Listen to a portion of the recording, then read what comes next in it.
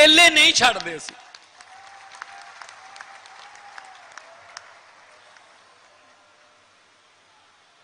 अज रखड़ पुन्निया, अज दे दिन मैं एक ऐलान करना चाहना, खास तौर पे मेरिया भैणां लई, खास तौर पे पंजाब दीयां धीआं लई। इनू रखड़ी दा तोहफा अपने भरा वल्लों मान लियो।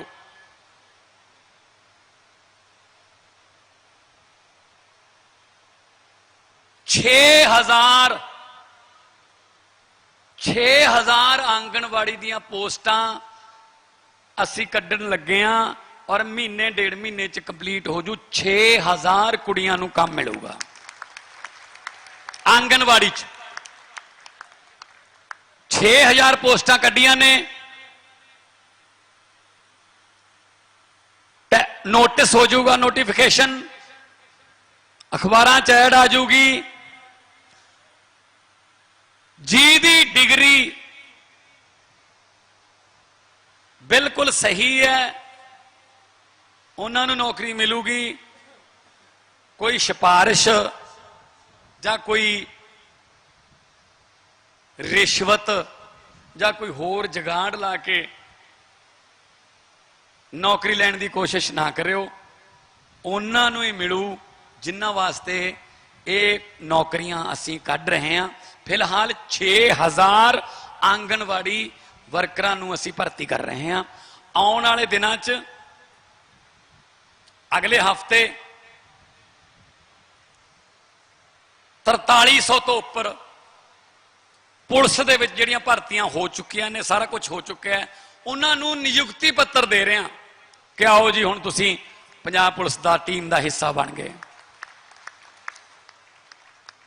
असी हर हफ्ते चाहना, मैं तो कि किसी को काम देईए, हो ही जाता हर हफ्ते, परमात्मा भी साथ दे रहा है। और मेडिकल कॉलेज 9 अपने को हैगे ने, 16 होर खोलने ने, 25 मेडिकल हो जाएंगे। हर जिले नूं एक मेडिकल कॉलेज टच करूगा, हर जिले नूं। साडे धीआं पुत्त इत्थे डॉक्टर बनणगे, सानूं यूक्रेन जाके तो धक्के खाण दी लोड़ नहीं, सानूं विदेशां च रशिया रूशिया च जाके बगाने दरां ते धक्के खाण दी लोड़ नहीं, इत्थे ही रोजगार मिलूगा। साडियां डिग्रियां नूं ओह मन्नणों ही हट गए क्योंकि साडे सिफारिशां चलन लग गईयां। सिफारिश नहीं चलू। सो वीरो, आ थोड़ा कट्ठ मैनू तो ऐ लगता जिवें परसों नूं फिर वोटां होण। उन्होंने ऐतकी कीती नहीं है ना, है जी, है नहीं,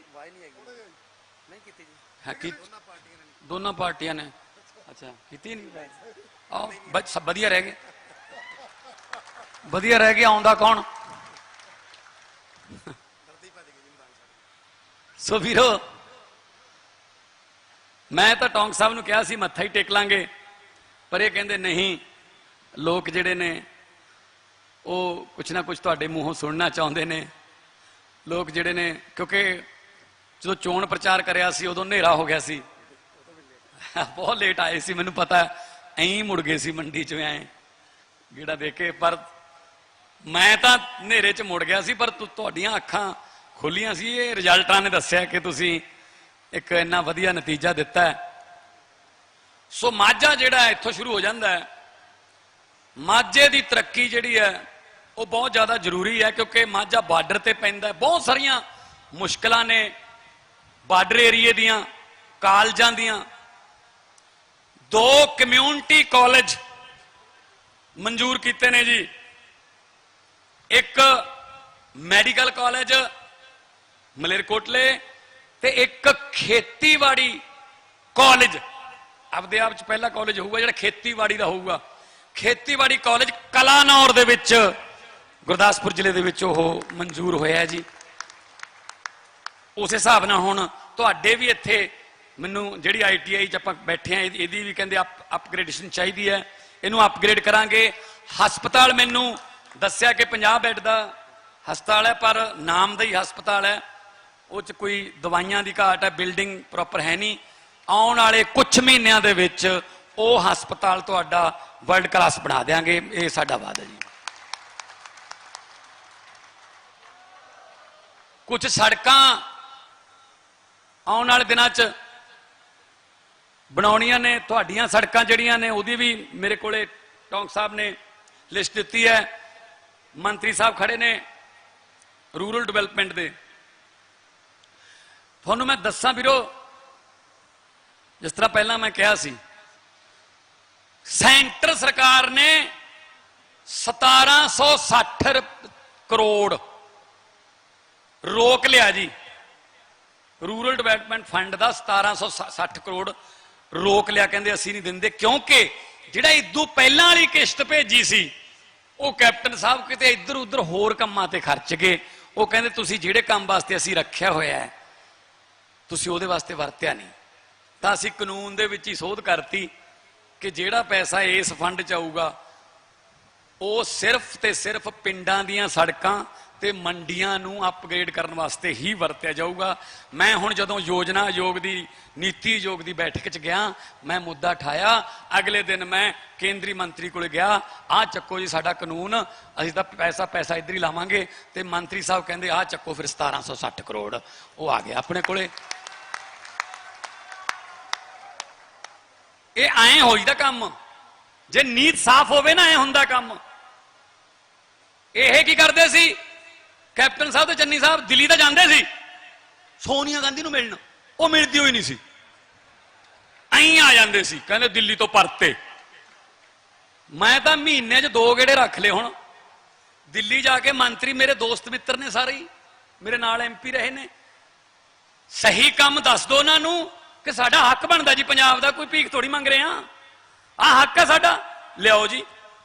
1760 ਕਰੋੜ ਰੁਪਈਆ ਆਇਆ ਤੇ ਵਿਆਜ ਦਾ ਜਿਹੜਾ ਆਪਾਂ ਫਸਲਾਂ ਦਾ ਤੁਹਾਨੂੰ ਪੈਸਾ ਦਿੰਨੇ ਆ, ਕ੍ਰੈਡਿਟ ਲਿਮਿਟ, ਉਹ ਤੇ ਵਿਆਜ ਜਿਹੜਾ 1% ਘਟਾ ਲਿਆ, ਉਹਦੇ ਨਾਲ 700 ਕਰੋੜ ਰੁਪਈਆ ਉਹਦੇ ਨਾਲ ਬਚ ਗਿਆ।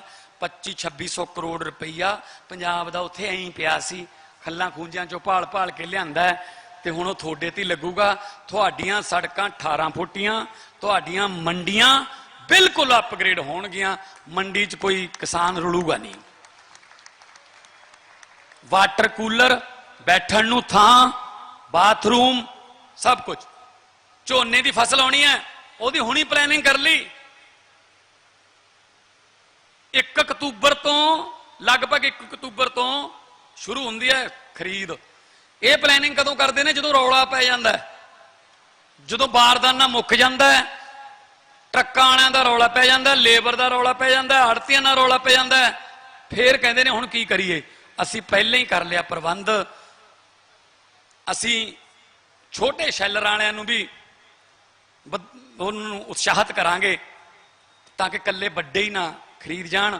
ਅਸੀਂ ਲਿਮਟ ਬਣਾਤੀ ਤੇ ਆਪਣੇ ਬਾਹਰੋਂ ਆ ਜਾਂਦਾ ਜੀ ਝੋਨਾ, ਯੂਪੀ ਤੋਂ ਸਸਤਾ ਖਰੀਦ ਕੇ ਇੱਥੇ ਲਿਆ ਕੇ ਵੇਚ ਦਿੰਦੇ ਆ MSP ਤੇ।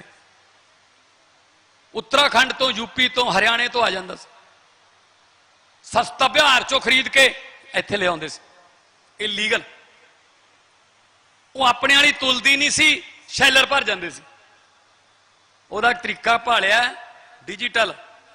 ਜਦੋਂ ਟਰੱਕ ਚੱਲੂਗਾ ਮੰਡੀ ਚੋਂ, ਟਰੱਕ ਤੇ GPS ਸਿਸਟਮ ਲੱਗਿਆ ਹੋਊਗਾ, ਮੰਡੀ ਦੇ ਗੇਟ ਤੇ ਟਰੱਕ ਦੀ ਫੋਟੋ ਹੋਊਗੀ। ਉਹ GPS ਦਾ ਟਾਈਮ ਤੇ ਫੋਟੋ ਦਾ ਟਾਈਮ ਇੱਕ ਹੋਣਾ ਚਾਹੀਦਾ ਹੈ, ਤਾਂ ਉਹਨੂੰ ਸ਼ੈਲਰ ਦੇ ਗੇਟ ਤੇ ਐਂਟਰੀ ਮਿਲੂਗੀ। ਨਹੀਂ ਸ਼ੈਲਰ ਦੇ ਗੇਟ ਤੇ ਖੜਾ ਰਹੂ, ਇਹਦਾ ਮਤਲਬ ਸਾਡਾ ਟਰੱਕ ਨਹੀਂ ਹੈਗਾ।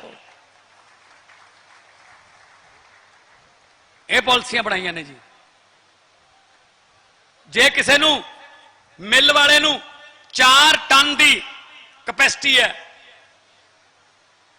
ਕਿ ਇਹਨੇ 4 ਟਨ ਦੀ ਮਿਲਿੰਗ ਕਰਨੀ ਹੈ, ਚੌਲ ਬਣਾਉਣਾ, ਸਾਨੂੰ ਇਹ ਪਤਾ ਕਿ 1 ਟਨ ਦੀ ਮਿਲਿੰਗ ਕਰਨ ਵਾਸਤੇ ਕਿੰਨੇ ਯੂਨਿਟ ਖਰਚ ਹੁੰਦੇ ਨੇ ਬਿਜਲੀ ਦੇ। ਉਹਦੇ ਮੀਟਰ ਨੂੰ ਬਿਜਲੀ ਬੋਰਡ ਨਾਲ ਜੋੜਤਾ, 4 ਟਨ ਆ ਗਈ, ਇਹਦਾ ਮਤਲਬ ਇੰਨੀਆਂ ਯੂਨਿਟਾਂ ਖਪਤ ਕਰੂਗਾ। ਜੇ ਉਹਦਾ ਮੀਟਰ ਵੱਧ ਯੂਨਿਟਾਂ ਦਿਖਾ ਰਿਹਾ, ਇਹਦਾ ਮਤਲਬ ਉਹਨੇ ਇਧਰੋਂ ਉਧਰੋਂ ਕਿਤੋਂ ਲਿਆਂਦਾ। ਉਸ ਸ਼ੈਲਰ ਨੂੰ ਅਸੀਂ ਬਲੈਕਲਿਸਟ ਕਰ ਸਕਦੇ ਹਾਂ। ਫਿਰ ਇਹ ਗੱਲ ਕੇਂਦਰ ਸਰਕਾਰ ਨੇ ਵੀ ਤਾਰੀਫ ਕੀਤੀ, ਕਹਿੰਦੇ ਅਸੀਂ ਸਾਰੇ ਮੁਲਕ 'ਚ ਲਾਗੂ ਕਰਾਂਗੇ। ਮੈਂ ਕਿਹਾ ਜੀ ਕਰ ਲਓ, ਜੇ ਤੁਸੀਂ ਸਾਡੇ ਤੋਂ ਸਿੱਖ ਸਕਦੇ ਹੋ ਸਿੱਖ ਲਓ, ਸਿੱਖਣ ਦਾ ਕੀ ਹੈ। ਜੇ ਸਾਨੂੰ ਕਿਤੇ ਝਾਰਖੰਡ ਤੋਂ ਕੋਈ ਵਧੀਆ ਪਾਲਿਸੀ ਮਿਲਦੀ ਹੈ ਲੈ ਲਾਂਗੇ, ਪਰ ਸਾਡਾ ਕਿਸਾਨ ਜਿਹੜਾ ਉਹਨੂੰ ਖੱਜਲ ਖੁਆਰੀ ਨਹੀਂ ਹੋਣੀ ਚਾਹੀਦੀ। ਬਸ ਹੁਣ ਸਾਰ ਤੁਲ ਜੇ, ਪੈਸੇ ਆ ਜਾਣ ਘਰੇ। ਮੈਂ ਤਾਂ ਆਪ ਜਾਂਦਾ ਰਿਹਾ ਮੰਡੀ 'ਚ, ਕਦੇ ਦਾਦੇ ਦੀ ਰੋਟੀ ਲੈ ਕੇ, ਕਦੇ ਡੈਡੀ ਦੀ, ਕਦੇ ਆਪ ਵੀ ਬਹਿੰਦੇ ਰਹੇ ਆ। ਦੀਵਾਲੀ ਤਾਂ ਕਦੇ ਘਰੇ ਮਨਾਈ ਹੀ ਨਹੀਂ।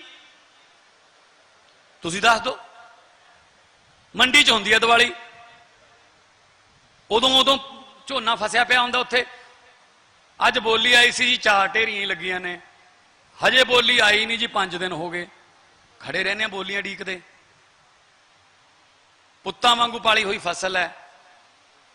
ਸੋ ਇਸ ਕਰਕੇ ਮਜ਼ਦੂਰਾਂ ਵਾਸਤੇ ਸਪੈਸ਼ਲੀ ਇੱਕ ਝਾਰ ਮਾਫੀਆ ਬਣ ਗਿਆ ਸੀ ਵੀਰੋ,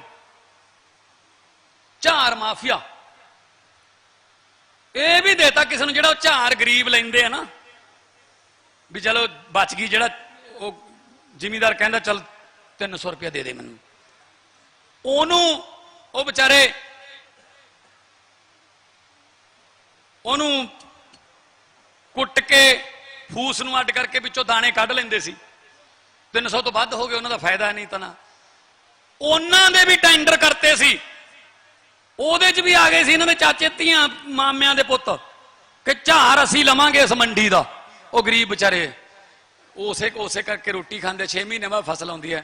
ਅਸੀਂ ਆਰਡਰ ਕਰਤਾ, ਕੋਈ ਬੰਦਾ ਟੈਂਡਰ ਨਹੀਂ ਲਊਗਾ। ਝਾਰ ਜਿਹੜਾ ਕੋਈ ਵੀ ਗਰੀਬ ਖਰੀਦ ਸਕਦਾ ਹੈ, ਆਪਦੇ ਦਾਣੇ ਕੱਢੇ ਉਹ ਚੋਂ, ਆਪਦਾ ਕਬੀਲਦਾਰੀ ਚੁੱਲ੍ਹਾ ਚਲਾਵੇ, ਪਰ ਇੱਕ ਸ਼ਰਤ ਹੈ, ਬਾਅਦ 'ਚ ਉੱਥੇ ਸਫਾਈ ਕਰ ਜੇ, ਐਂ ਨਾ ਛੱਡ ਕੇ ਜਾਵੇ। ਬਸ ਅਸੀਂ ਉਹ ਝਾਰ ਮਾਫੀਆ ਹੀ ਖਤਮ ਕਰਤਾ। ਤੁਸੀਂ ਸ਼ਰਤ ਲਾ ਲਓ ਇਦੋਂ ਪਹਿਲਾਂ ਵਾਲਿਆਂ ਨੂੰ, ਚਾਹੇ ਸੁਖਬੀਰ ਨੂੰ ਚਾਹੇ ਕੈਪਟਨ ਨੂੰ, ਤੁਸੀਂ ਪੁੱਛ ਕੇ ਦੇਖੋ ਝਾਰ ਕੀ ਹੁੰਦਾ ਹੈ। ਪਤਾ ਹੀ ਨਹੀਂ ਉਹਨਾਂ ਨੂੰ ਤਾਂ ਕੁਝ ਨਹੀਂ ਪਤਾ। ਉਹਨਾਂ ਨੂੰ ਤਾਂ ਇਹ ਲੱਗਦਾ ਹੈਗਾ ਵੀ ਲਾਲ ਆਪਾਂ ਹਰੀਆਂ ਮਿਰਚਾਂ ਕਿਉਂ ਬੀਜਦੇ ਆ, ਜਦੋਂ ਆਪਣੇ ਸਸਤੀਆਂ ਵਿਕਦੀਆਂ ਨੇ, ਸਿੱਧੀਆਂ ਲਾਲ ਕਿਉਂ ਨਹੀਂ ਬੀਜਦੇ, ਉਹ ਤਾਂ ਐਂ ਕਹਿੰਦੇ ਨੇ। ਫਿਰ ਉੱਥੋਂ ਕੀ ਉਮੀਦ ਕਰ ਲਓਗੇ ਜਦੋਂ ਡਾਕਟਰ ਨੂੰ ਬਿਮਾਰੀ ਦਾ ਨਹੀਂ ਪਤਾ। ਮਜ਼ਦੂਰਾਂ ਵਾਸਤੇ, ਕਿਉਂਕਿ ਜੇ ਖੇਤ ਮਰ ਗਿਆ, ਚਾਹੇ ਨਰਮਾ ਸੀ ਚਾਹੇ ਝੋਨਾ ਸੀ, ਕੁਝ ਵੀ ਬੀਜਿਆ ਹੋਇਆ ਸੀ, ਬੇਮੌਸਮੀ ਬਰਸਾਤ ਹੋ ਗਈ ਤਾਂ ਫਸਲ ਮਰ ਗਈ। ਚਲੋ ਜ਼ਿਮੀਂਦਾਰ ਨੂੰ ਤਾਂ ਗਰਦੌਰੀ ਕਰਕੇ ਮਿਲਣਗੇ ਪੈਸੇ, ਪਰ ਇੱਕ ਗੱਲ ਸੋਚਿਓ, ਜਿਹੜੇ ਗਰੀਬ ਪਰਿਵਾਰਾਂ ਨੇ ਉਸ ਪਿੰਡ ਦੇ, ਜਿਹੜੇ ਮਜ਼ਦੂਰ ਪਰਿਵਾਰਾਂ ਨੇ, ਖੇਤ ਮਜ਼ਦੂਰ ਪਰਿਵਾਰਾਂ ਨੇ, ਉਸ ਫਸਲ ਨੂੰ ਵੱਢ ਕੇ ਜਾਂ ਝਾੜ ਕੇ ਜਾਂ ਨਰਮਾ ਚੁੱਕ ਕੇ ਆਪਦੀ ਕਬੀਲਦਾਰੀ ਚਲਾਉਣੀ ਸੀ, ਉਹ ਵੀ ਤਾਂ ਮਾਰੇ ਗਏ ਨਾ। ਉਹ ਕਿਸੇ ਗਿਣਤੀ 'ਚ ਨਹੀਂ ਆਉਂਦੇ ਜੀ। ਅਸੀਂ ਉਹਨਾਂ ਨੂੰ ਵੀ ਨੁਕਸਾਨ ਦਾ 10% ਉਹਨਾਂ ਨੂੰ ਵੀ ਮਿਲੂਗਾ ਮੁਆਵਜ਼ਾ, ਕਿ ਬਰਸਾਤ ਕੱਲੇ ਇੱਧਰ ਨਹੀਂ ਪਈ, ਬਰਸਾਤ ਤੁਹਾਡੀ ਕਬੀਲਦਾਰੀ ਤੇ ਵੀ ਪਈ ਹੈ। ਤੁਹਾਡਾ ਪੈਸਾ ਤੁਹਾਨੂੰ ਦੇਣਾ। ਬਸ ਇੱਕ ਦੋ ਬੇਨਤੀਆਂ ਨੇ। ਇੱਕ ਤਾਂ ਸਾਥ ਦੇ ਦਿਓ ਕਿ ਆਪਾਂ ਕਿਵੇਂ ਨਾ ਕਿਵੇਂ ਝੋਨੇ ਤੋਂ ਖਹਿੜਾ ਛਡਾ ਲਈਏ। ਪਾਣੀ ਆਪਣਾ ਧਰਤੀ 'ਚ ਥੱਲੇ ਚਲਾ ਗਿਆ, ਕੀ ਕਰਾਂਗੇ ਪਾਣੀ ਬਿਨਾ। ਕੋਈ ਹੋਰ ਫਸਲਾਂ ਜਿਹੜੀਆਂ ਤੁਹਾਨੂੰ ਅਸੀਂ ਮਾਰਾਂ ਤੋਂ ਪੁੱਛ ਕੇ ਤੁਹਾਨੂੰ ਦੱਸਾਂਗੇ, ਉਹ ਬੀਜੀਏ, ਘਾਟਾ ਨਹੀਂ ਪੈਂਦਾ, ਫਿਕਰ ਨਾ ਕਰੋ, ਸਰਕਾਰ ਤੁਹਾਡੇ ਨਾਲ ਖੜੂਗੀ। ਮੂੰਗੀ ਵੇਲੇ ਅਸੀਂ ਨਾਲ ਖੜੇ ਆਂ, ਡਾਇਰੈਕਟ ਬਿਜਾਈ ਵੇਲੇ ਅਸੀਂ ਨਾਲ ਖੜੇ ਆਂ। 1500 ਰੁਪਏ ਉਹ ਵੀ ਤੁਹਾਡਾ ਜਿਹੜਾ ਗਰਦੌਰੀ ਲਾਸਟ ਰਹਿ ਗਈ, ਉਹ ਤੋਂ ਬਾਅਦ 1500 ਰੁਪਏ ਜਿਨ੍ਹਾਂ ਨੇ ਸਿੱਧੀ ਬੀਜੀ ਹੈ ਉਹ ਜਿਹੜਾ ਮਿਲ ਜੂਗਾ। ਪਰਾਲੀ ਦਾ ਵੀ ਪ੍ਰਬੰਧ ਕਰਨ ਦੀ ਕੋਸ਼ਿਸ਼ ਕਰ ਰਹੇ ਹਾਂ ਕਿ ਸੈਂਟਰ ਸਰਕਾਰ ਨਾਲ ਗੱਲਬਾਤ ਕਰ ਰਹੇ ਹਾਂ ਕਿ ਆਪਾਂ ਰੋਕੀਏ ਪਰਾਲੀ ਫੂਕਣ ਤੋਂ। ਤੇ ਇਹਦੇ 'ਚ ਕੋਈ ਚਾਹ ਨਾ ਮੰਨਿਆ ਕਰੋ ਕਿ ਅਸੀਂ ਅੱਗ ਲਾਤੀ, ਲੈ ਕਰ ਲਓ, ਸਾਡਾ ਕੀ ਕਰਨਾ ਹੈ। ਸਭ ਤੋਂ ਪਹਿਲਾਂ ਧੂਆਂ ਜਿਹੜਾ ਤੁਹਾਡੇ ਤੇ ਤੁਹਾਡੇ ਬੱਚਿਆਂ ਦੇ ਫੇਫੜਿਆਂ ਵਿੱਚ ਦੀ ਹੋ ਕੇ ਜਾਂਦਾ ਹੈ। ਜਿਵੇਂ ਗੁਰੂ ਨਾਨਕ ਸਾਹਿਬ ਨੇ ਕਿਹਾ ਸੀ ਕਿ ਪਵਨ ਗੁਰੂ ਪਾਣੀ ਪਿਤਾ ਮਾਤਾ ਧਰਤ ਮਹੱਤ, ਆਪਾਂ ਇਹ ਤਿੰਨੇ ਦਰਜੇ ਕਾਇਮ ਨਹੀਂ ਰੱਖ ਸਕੇ। ਅੱਜ ਆਪਾਂ ਫਿਰ ਗੁਰੂਆਂ ਦੀ ਧਰਤੀ ਤੇ ਆਏ ਹਾਂ। ਅੱਜ ਆਪਾਂ ਇਹ ਸੰਕਲਪ ਕਰੀਏ ਕਿ ਅਸੀਂ ਉਹ ਦਰਜੇ ਵੀ ਕਾਇਮ ਰੱਖਾਂਗੇ, ਪਵਨ ਗੁਰੂ ਵਾਲੇ, ਪਾਣੀ ਪਿਤਾ ਵਾਲੇ, ਮਾਤਾ ਧਰਤ ਮਹੱਤ ਵਾਲੇ, ਤੇ ਨਾਲ ਨਾਲ ਪੰਜਾਬ ਨੂੰ ਦੁਬਾਰੇ ਪੰਜਾਬ ਵੀ ਬਣਾਵਾਂਗੇ, ਰੰਗਲਾ ਪੰਜਾਬ ਬਣਾਵਾਂਗੇ। ਗਿੱਧੇ ਭੰਗੜੇ ਪੈਣਗੇ ਤੇ ਇੱਥੇ ਹੀ ਰਵਾਂਗੇ, ਦੇਸ਼ ਛੱਡ ਕੇ ਨਹੀਂ ਭੱਜਣਾ, ਇੱਥੇ ਹੀ ਨੌਕਰੀਆਂ ਮਿਲਣਗੀਆਂ। ਸੋ ਟੌਂਕ ਸਾਹਿਬ, ਇੱਕ ਬਿਜਲੀ ਦਾ ਅੱਜ ਉਦਘਾਟਨ ਕਰਨਾ ਹੈ, ਕੁਝ ਬਿਜਲੀ ਦੀਆਂ ਹੋਰ ਵੀ ਸਮੱਸਿਆਵਾਂ ਤੁਸੀਂ ਦੱਸੀਆਂ, ਤੁਸੀਂ ਮੇਰੇ ਕੋਲ ਲੈ ਕੇ ਆ ਜਾਓ ਲਿਖ ਕੇ। ਤੇ ਜੋ ਵੀ ਚਾਹੀਦਾ ਹੈ, ਜਦੋਂ ਲੋਕਾਂ ਨੇ ਆਪਣੇ ਵੋਟਾਂ ਪਾਉਣ ਵੇਲੇ ਕੋਈ ਕੰਜੂਸੀ ਨਹੀਂ ਕੀਤੀ, ਫਿਰ ਆਪਾਂ ਫਿਰ ਇਹਨਾਂ ਨੂੰ ਰਾਹਤਾਂ ਵੰਡਣ ਵੇਲੇ ਕਿਉਂ ਕੰਜੂਸੀ ਕਰੀਏ। ਸੋ ਤੁਹਾਡੀ ਸਰਕਾਰ ਹੈ, ਜਿੱਥੇ ਕਹੋਗੇ ਸਾਈਨ ਕਰ ਦਾਂਗੇ, ਤੇ ਲੋਕਾਂ ਦੇ ਹੱਕ ਦੇ ਕੰਮ ਹੋਣੇ ਚਾਹੀਦੇ ਨੇ। ਦੋਨੋਂ ਹੱਥ ਉੱਪਰ ਚੱਕ ਕੇ 2 ਨਾਅਰੇ ਲਾ ਦਿਓ, ਇਨਕਲਾਬ ਬੋਲੇ ਸੋ ਨਿਹਾਲ।